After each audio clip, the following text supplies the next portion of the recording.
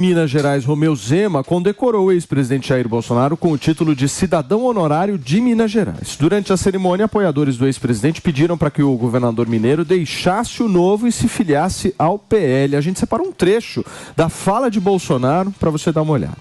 Estou muito orgulhoso de vocês. Feliz com essa comenda. Feliz ao lado dessa pessoa humilde que é o nosso governador Romeu Zema. Feliz ao lado desse povo mineiro, berço da liberdade. Tá aí a fala de Jair Bolsonaro fazendo sinalizações claras aí, afagos ao governador de Minas Gerais, Romeu Zema. Maninho. Sim, vale dizer que a iniciativa da concessão do título é de um deputado estadual, já tinha sido aprovada há 4 anos, agora o timing de entrega eu acho que está bem inoportuno, né? Dado que Bolsonaro está respondendo por todos os processos que o envolvem. Eu acho que, nesse sentido, não é muito bom para o governador Romeu Zema, não. Eu acho que quanto mais houver a apuração devida dos fatos que envolvem o ex-presidente, mais ele se tornará uma liderança tóxica para o campo antipetista. Venho dizendo isso desde sempre. Existe a turba dos radicais que seguem Bolsonaro, faça ele o que fizer, mas esse número é reduzido. O campo antipetista, que é o campo político que sempre existiu desde 89, inclusive Bolsonaro nem sempre integrou esse campo, é importante lembrar isso. Bolsonaro já foi um deputado da base do governo Lula, importante lembrar isso. Este campo antipetista tem como um dos valores a ideia de que você não pode se comportar ou ter leniência com bandidos. E quando o presidente Bolsonaro se encontra, por exemplo, com um hacker condenado pela justiça no Palácio do Planalto, transformando o palácio num lugar de bandido, ele mostra uma dessintonia com valores fundamentais desse campo. Isso, com o passar do tempo e o esclarecimento dos fatos, vai torná-lo cada vez mais uma liderança tóxica. Agora, uma dúvida. Quem está mais na frente para conquistar e angariar o apoio de Jair Bolsonaro para 2026? A mulher dele ou o governador de Minas Gerais, Piperno? O governador de Minas Gerais, ele dá passos muito explícitos no sentido de integrar toda essa base bolsonarista, essa base radical. O discurso do Zema, ele vai se radicalizando com o tempo. Ele está se comunicando com esse público até muito mais do que o Tarcísio. O Tarcísio tem como a gente acabou de falar, um discurso cheio de hesitações, vai para cá, vai para lá. Você está dizendo que o Zema é radical? O Zema está radicalizando. Eu não estou entendendo. Radicalizando? Que discurso que o Zema está radicalizando? O cara mais bonzinho que eu já vi na vida. Qual o discurso que ele está radicalizando? São discursos equivocados, não são radicais. O Zema tá... A história do Nordeste lá foi um erro. Qual é equivocado? A história do Nordeste lá. Pra que ficar querendo comprar briga com o Nordeste? O Nordeste como vaquinha. O Zema, tem um tweet do Zema, se a produção puder, enfim, levantar, de uma semana atrás, 8 dias atrás. Esse tweet do Zema é uma pisada de bola total. Ele tenta, por exemplo, de alguma forma, associar o Lula ao acidente envolvendo o ônibus lá dos torcedores do... Não, ele cobra uma postura do governo federal, mas ele não diz que a culpa é do Lula. Ele acusa, ele aproveita um episódio trágico, faz uma acusação ao governo federal por não cuidar, por exemplo, de uma estrada que é uma estrada que hoje ela foi entregue a uma concessionária, entendeu? Mas supervisionada pelo governo federal. Mas aí que tá o negócio, está dentro do estado dele também, é uma estrada que tem a gestão de uma concessionária, Paulo. Então, agora veja... Eu não consigo, assim, Piperno, só para colocar um pouquinho de tempero na nossa conversa, eu não consigo visualizar o Zema abraçando os radicais bolsonaristas, não consigo. Por exemplo, quando ele vai lá e condecora o Bolsonaro, assim, ele está fazendo um discurso claramente voltado para esse público cada vez mais.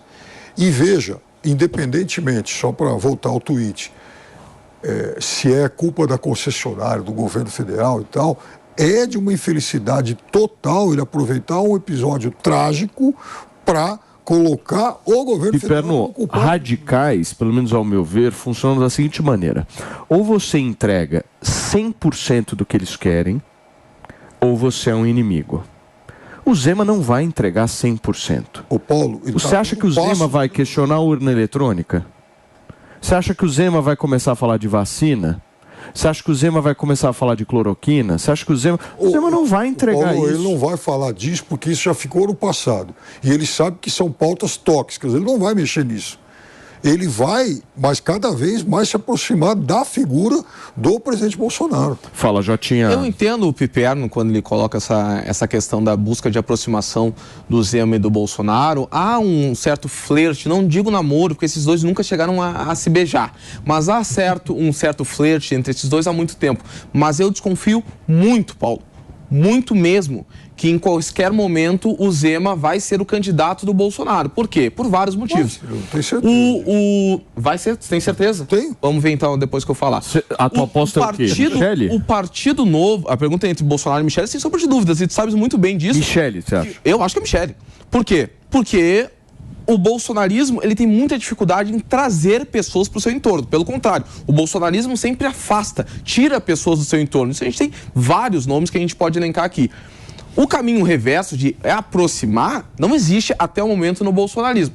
Segundo ponto, se a gente olhar como foi o posicionamento não apenas do Zema, mas o do seu partido ao longo da gestão Bolsonaro, a gente pode ver que o Zema não declarou apoio ao Bolsonaro, um apoio ao Bolsonaro. O voto antipetista é uma coisa, apoio à figura do Bolsonaro é outra questão. Em 2018, não fez isso agora em 2022. Fez em 18. Fez em 18? Você sabe como o Zema... João Amoedo estava onde? Então, você sabe como que o Zema dispara em pesquisa? No último debate da Globo, o Zema tinha lá 8, 10, 12%. No debate da Globo, apesar do João Amoedo, ele teoricamente fez campanha durante o período todo apoiando o Amoedo. Aí chega no último debate da Globo, no primeiro turno, declara apoio ao Bolsonaro. Na sexta-feira. Então foi isso. Na sexta-feira ele falou, eu apoio o Bolsonaro. Foi pro segundo turno.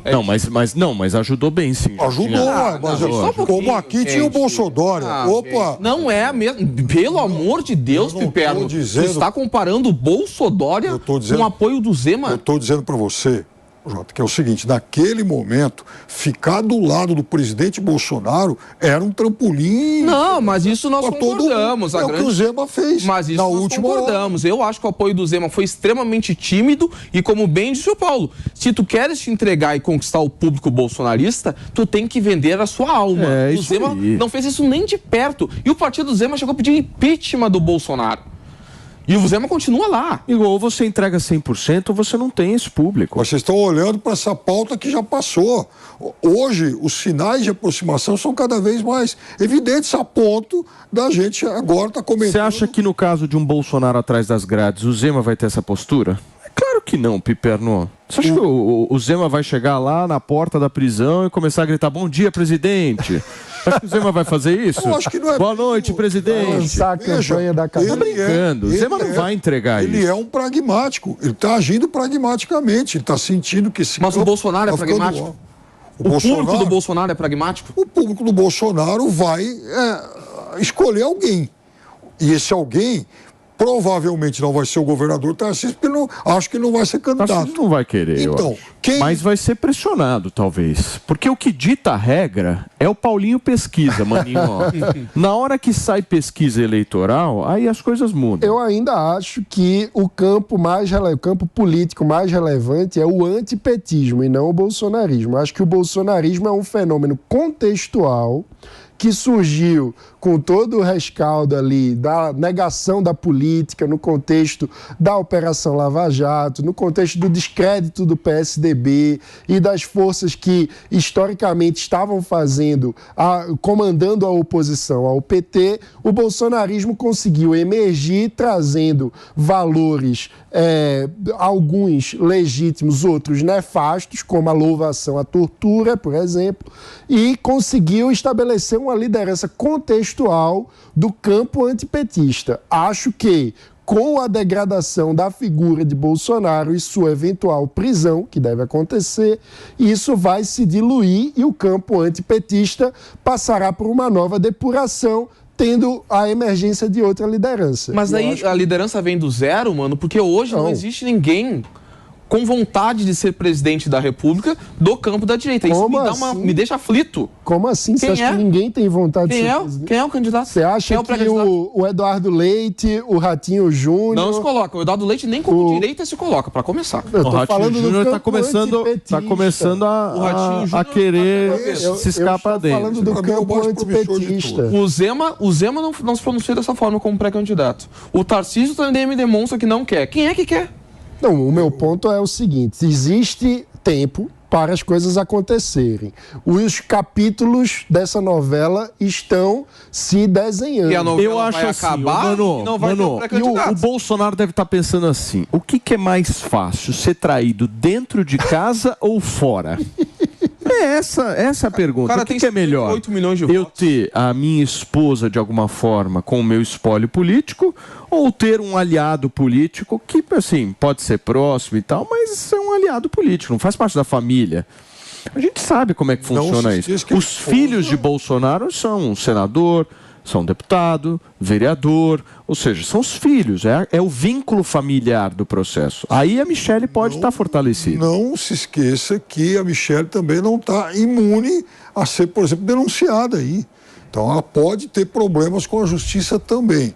Eu acho, de todos esses nomes que vocês citaram, a primeira variável que passa na cabeça dessa turma toda é: qual vai ser o tamanho do Lula? O Lula vai disputar a reeleição? Porque se o Lula disputar a reeleição é uma coisa. Competir contra um indicado, um apoiado pelo Lula é outra.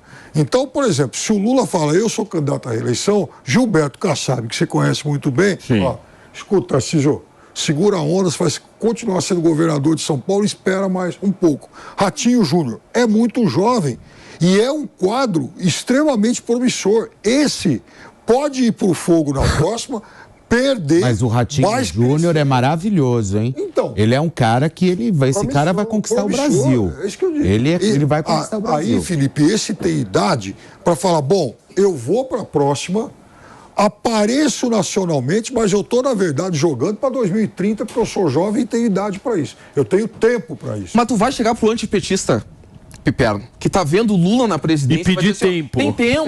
Calma. Não é alternativa ao longo do tempo. Não é isso que eu estou dizendo. Estou dizendo que o candidato, ele tem, às vezes, essa linha de raciocínio. O eleitor, não. O eleitor, ele vai querer votar em alguém. Sim. Quem vai ser esse alguém, eu não sei. E vai votar pela rejeição. Meu ponto, os 58 milhões de votos que o Bolsonaro teve não são do Bolsonaro, são do eleitor. Isso. O eleitor fez uma decisão contextual. Eleição é cardápio. O eleitor votou diante das opções que ele tinha. A maioria das pessoas que votaram no Bolsonaro votaram por rejeição ao Lula, assim como a maioria das pessoas que votaram no Lula votaram por rejeição ao Bolsonaro. Agora, Maninho, falando em